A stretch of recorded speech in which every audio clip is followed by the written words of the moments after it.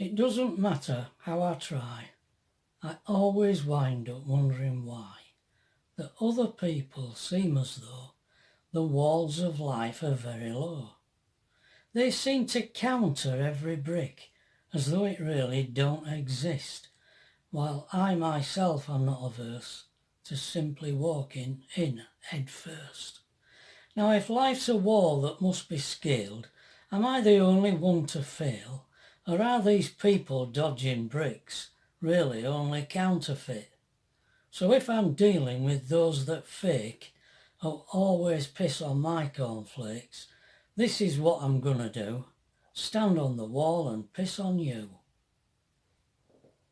The new table, that modification I made to the last one didn't work. So I've got some another piece of wood, because it wasn't made out of wood, it was paper with a laminate over the top. You couldn't screw the plate onto it properly. So this is MDF. I've just got a sheet of MDF cut and rounded the corners off, and got that plate screwed up properly underneath there now, and it's a bit longer. I mean, that's the, I know,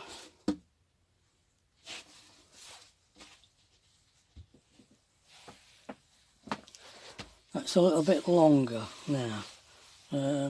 There's meals at this table, so yeah, hope it's sturdy enough. I mean, it does, it ain't loose, it's just doing.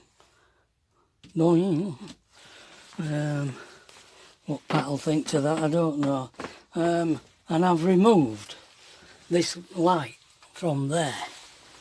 I've taken the light off because it's in a stupid place. You just bang your head on that every time I sit up in bed watching TV up here.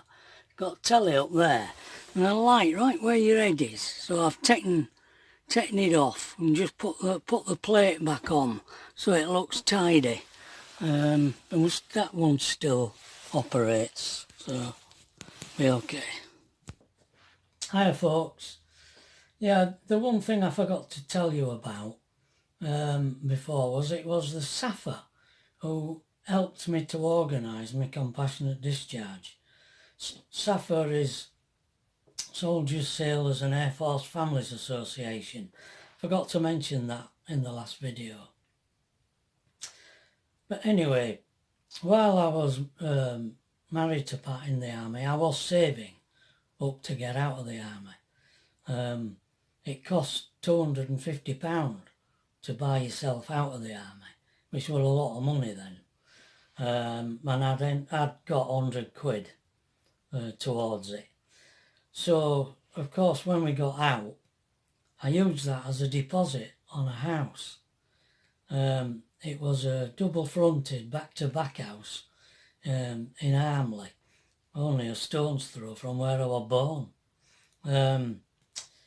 And we bought it on what was called rental purchase, which is like £3 a week rent. And you didn't own the house until you'd bought it. Well, I don't know what the difference is between that and a mortgage, because you really don't own it until you bought it on a mortgage, do you? Yeah, Armley wasn't the place it was when I was born. People took a pride in their houses in the 50s, 40s and 50s. But now it's the 70s and it's a dump. But it was cheap and it was somewhere to live, and we took Pamela, Pat's sister, in to live with us. But things didn't work out right there with that, because unbeknown to us, Pamela was up to all sorts. She was going off on a morning, making us think she was going to school, but she never. The teacher got on to us about that, and she was doing drugs and I don't know what.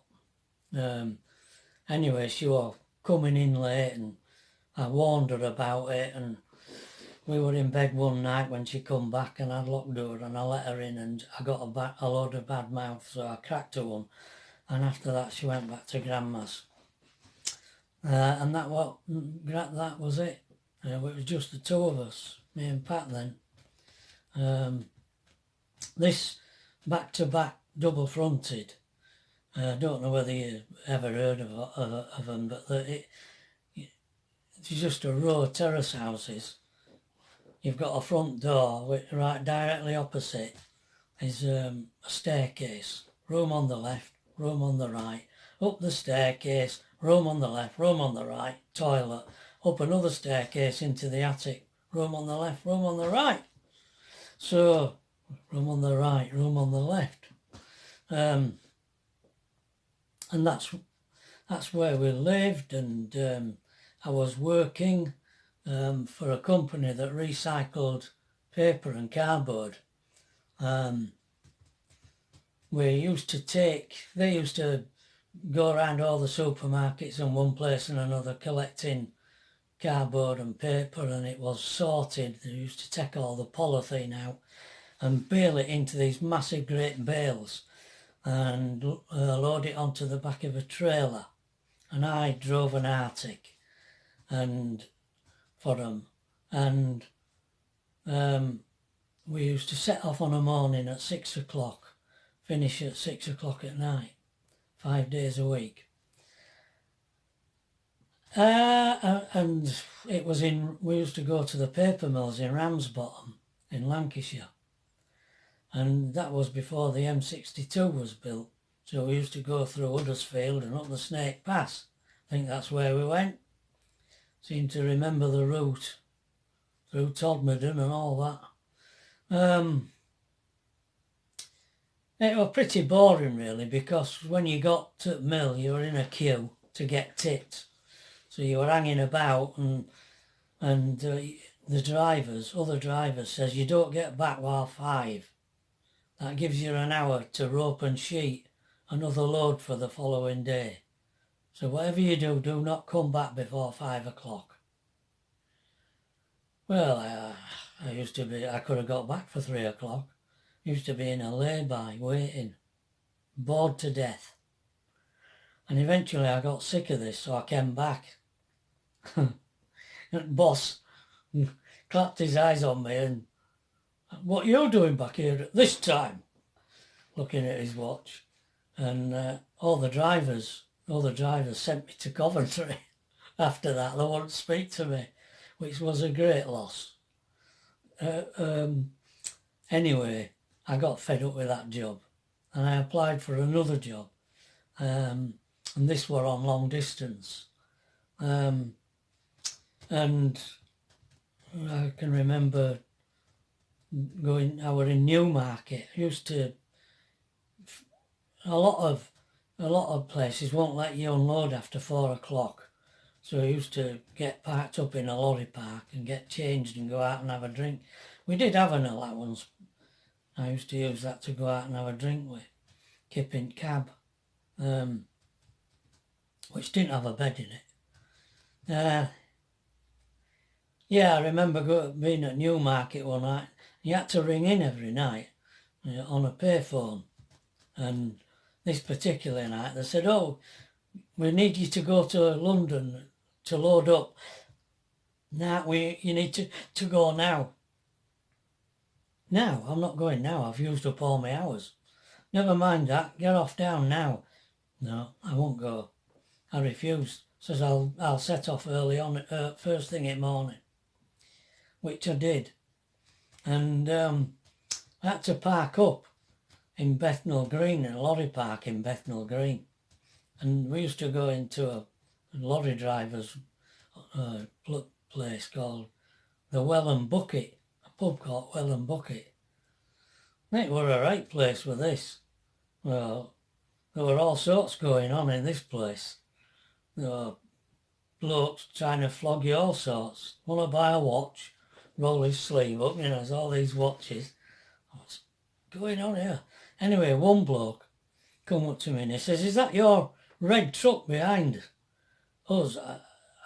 "Yeah." He says, can you come and put your headlights on for us for a minute? Okay.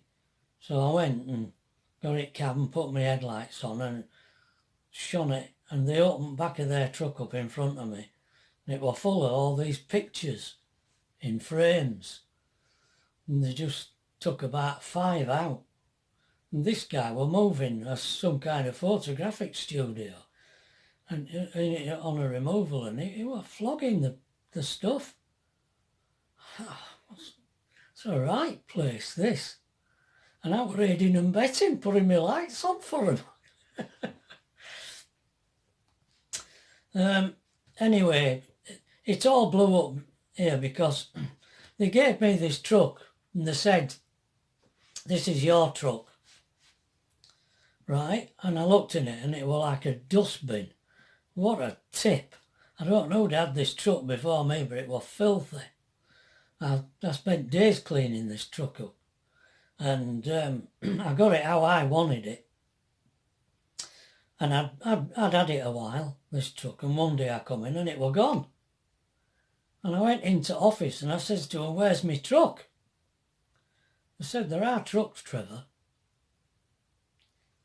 Yeah, but you gave me that truck, that's my truck. Where is it? They said, it's out on another job. You're going with this crew doing a removal. I'm not. You are? I'm not. I'm not doing removals. Well, you either do it or you get off that road. So I got my coat on and walked out, and that was the end of that job.